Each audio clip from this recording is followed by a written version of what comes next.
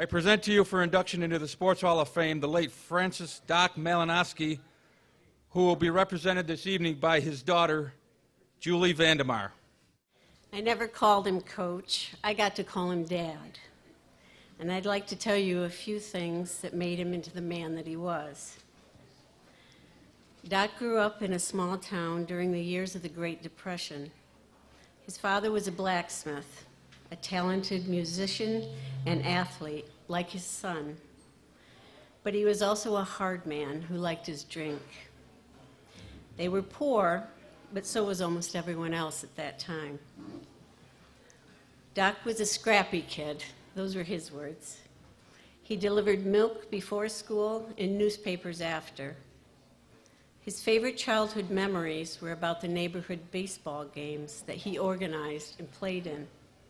I loved hearing his stories about these games where everyone had a nickname and the ball was made out of adhesive tape.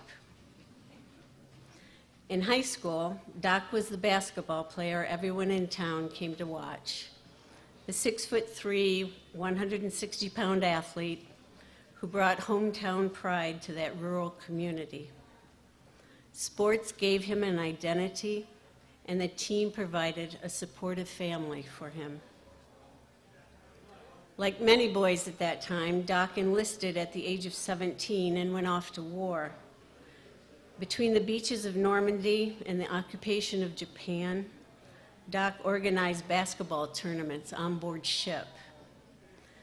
This time, a sport created camaraderie between the men and a diversion from the terror that surrounded them.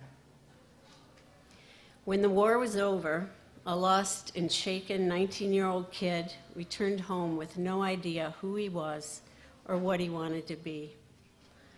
One lucky day, Doc ran into a coach from Ithaca College who remembered watching him play baseball in high school. Doc was encouraged to apply, and he then attended Ithaca College with the help of the GI Bill. His first year there, he lived out of his car and ate at a local diner that served GIs for free each night after closing. Once again, sports had come through for him, and this time had given him a future. Doc coached and taught phys ed for 38 years, but it wasn't just a job for him, it was a calling. When he first started, for little pay, he coached football, basketball, baseball, and track at the same time. He often drove the team bus, and he lined the football field for home games. He taught gym classes, first grade through 12, and he ran the Lakeside Park Summer Recreation Program and taught many, many kids how to swim. Over the years, Doc had opportunities to move to a larger school district and even to try college-level coaching. But his heart was with those small-town boys like himself. He had a gift for seeing the potential ability in a kid.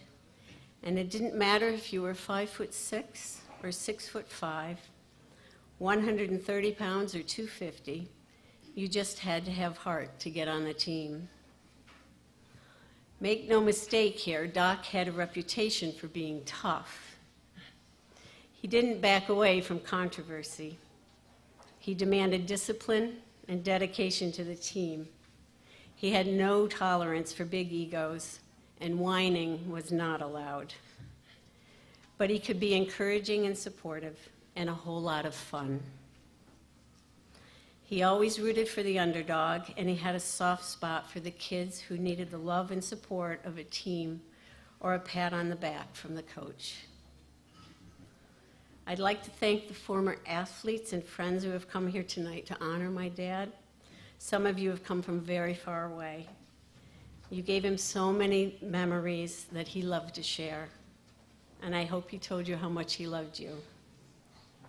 I'd also like to thank Rick Anderson, who could not be here tonight. He's the one who nominated my dad for this honor. And thank you to the Chautauqua Sports Hall of Fame for this special occasion. I wish my dad was here to enjoy this night. He would have been much more entertaining than me, and he would have loved it. Thank you so much.